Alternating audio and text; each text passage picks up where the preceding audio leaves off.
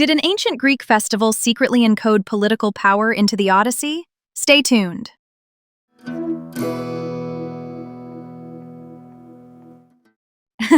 Hey, I'm Allie. I'm buzzing today like I got struck by a lightning footnote, you know? And I'm Brianne. I have had 2 coffees and 0 patience for weaponized footnotes. But hi. Welcome to the Veil. Unsolved and unbelievable, and today, very old and very epic. Okay, so check this out. My theory is that a clandestine Athenian editorial circle at the Panathenea encoded political theology into the Odyssey. Like they used Zeus's thunder and the rules of hospitality to sanctify rightful rule, and maybe even nudged the 24-book shape. I believe the festival was the operating system, and the epic was the app. Wait. You are saying a state festival hacked Homer to sell kingship. I call BS on the feasibility, but go on, make your case. Back to the story, for anyone who has not cracked it since school. The Odyssey is one of the 2 big ancient Greek epics attributed to Homer, along with the Iliad. It is in dactylic hexameter, with fast-moving lines and roughly 12,000 of them, and it rides on an oral tradition. We open in medias res. That just means we drop into the middle of things.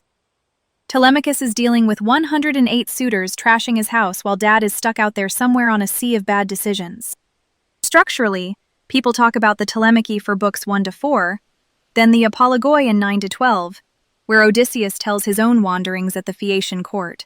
Then late in the poem we get the Menesteraphonia, the slaughter of the suitors in book 22. The whole thing is very speech-driven. Characters narrate within the narrative. You get those famous Homeric similes and epithets, like resourceful Odysseus and rosy-fingered Dawn. Very formulaic, but on purpose. Oral poets use those ready-made phrases to perform at speed. Themes: Nostos, homecoming; Xenia, sacred hospitality; testing and recognition; omens. Zeus Xenios watches, and if you butcher guest friendship, it ends badly. The Phaeacians model ideal hosting. Polyphemus and the suitors absolutely do not. Odysseus's delays, Poseidon's wrath after the Cyclops, Circe, Sirens, Scylla and Charybdis, Helios's cattle, fill the roadblocks. In the end, he returns alone to Ithaca, restores order, and Athena stops the blood feud before it spirals. Timeline-wise, composed somewhere in the 8th to 7th centuries BC. By the mid-5th century BC, it is canonical in Athens. Right. Broad strokes. Please continue to the spicy bit. Here's what went down. My trail starts in Athens, basement of an archive. I am looking at a battered folio, later than the poem, of course, but old. In the margin of book 20, I found a tiny zigzag, a thunder mark, not a gloss or a note, but a cue. I flip more pages and find 23 more marks, 1 per book, parked next to moments when authority, xenia, or recognition snap into focus. It felt like a metronome of power running through the epic. Source and chain of custody, Allie. What manuscript family? Who wrote those marks? Could be a medieval teacher doodling lightning because he liked the scene. Totally fair. I chased it through commentaries. Eustathius, the 12th century scholar, gives rhetoric but no glyph. Porphyry in the 3rd century AD reads symbols, not staging. Then I find this brittle packet of Panathenea programs, a schedule of processional stations, 24 stops, and the wording pairs each station to an action that mirrors Odyssey beats. Morning libations line up with Telemachus seeking counsel. Midday songs resemble Demodocus, and evening segments feature purification language paired with call and response. That is where the thunder cue falls in book 20 in the poem. They did not need to write the Odyssey on the parchment if the audience already mapped story to ritual. Conspiracy alert. The Panathenea, under Pisistratos or Hipparchus, did elevate Homeric performance, yes. But rhapsodes performed episodes, not all 24 in a row, and lots of cities had their own ways. City editions, remember. Not one master script. Let me add the live piece. At a modern stadium reconstruction, I am watching a rhapsode rehearse. Rhapsodes likely recited without instruments, more chant than song. He shows me their cues. A hand squeeze for epithets, a chin tilt for a simile bridge, and a held half-breath before any line with thunder. He breathes and says the line. A second later, a clap cracks across a cloudless attic sky. The crowd goes dead still. Maybe it was coincidence or a cleverly timed offstage effect. But paired with the glyphs and the 24 station sheet, it felt like the muscle memory of a festival script. Or it felt like confirmation bias. You had thunder on the brain, then thunder happened. Also, Athens has weather. Shocking, I know. Back to the facts that make the pattern plausible. By the mid-6th century BC, the Odyssey has an institutional place in Athens. Panathenaea features rhapsodic performance. That is a perfect choke point to curate a correct version. We know later scholars like Zenodotus, Aristophanes of Byzantium, and Aristarchus compared versions and stabilized readings. Didymus reports city editions and individual editions. So the ecosystem is plural, but powerful centers can still steer it.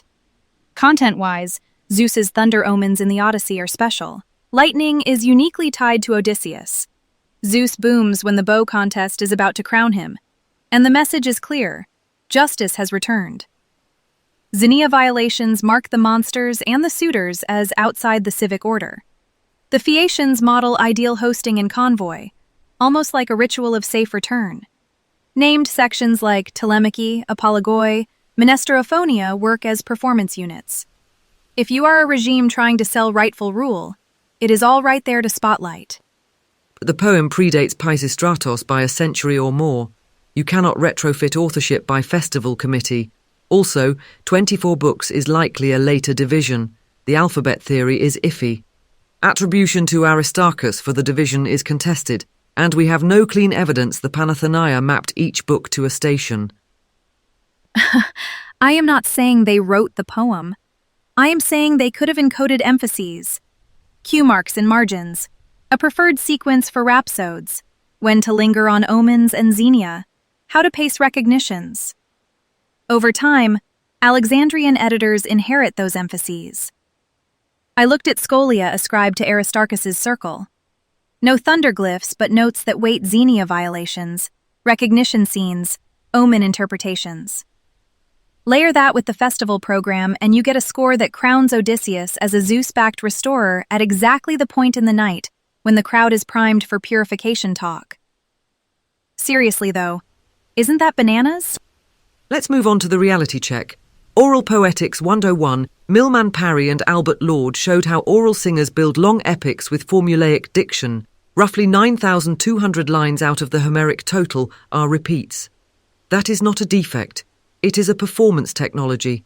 In that environment, single top-down redactions struggle to hold. Rhapsodes adapt to audiences and perform episodes to suit the room. That creates textual plurality, which is exactly what Didymus reports later with city and individual editions. Timeline again. The Odyssey likely took shape in the 8th to 7th centuries BC. The Panathenaea standardization talk is mid-6th century. That is a long gap. You can regulate performance later, yes, but you cannot claim the poem was born as a state-friendly scripture. And the 24-book division, we do not know who did it.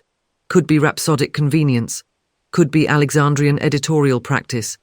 The attribution wars in antiquity show even they were unsure. Intent again. Those omens and xenia themes are not Athenians sneaking ideology in. They are baked into the moral world of the poem.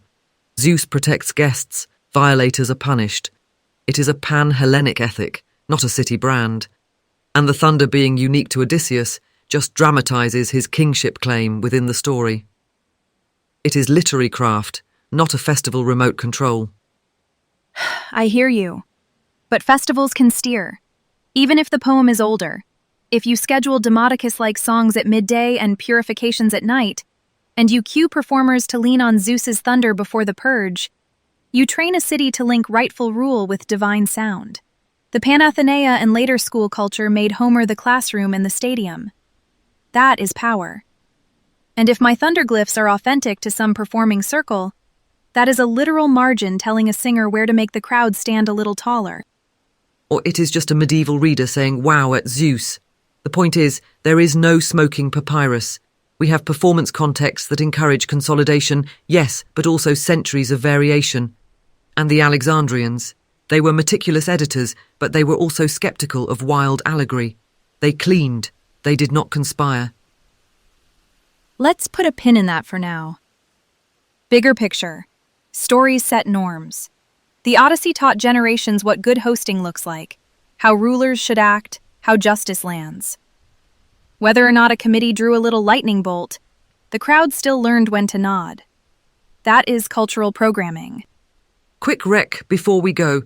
If you want to understand how these epics lived in mouths and ears, read Albert Lord's The Singer of Tales. It will change how you hear Homer, and it will inoculate you against neat single-editor fantasies. All right, moving on to real life. I am going to go sit outside and listen for thunder that doesn't have a cloud. Kidding. Kind of. I'm going to make a sandwich and mutter about rhapsodes between bites. Sorry, not sorry. Thanks for hanging with us. Keep questioning, keep reading, and maybe keep an eye on the margins. This was The Veil, Unsolved and Unbelievable. See you next time.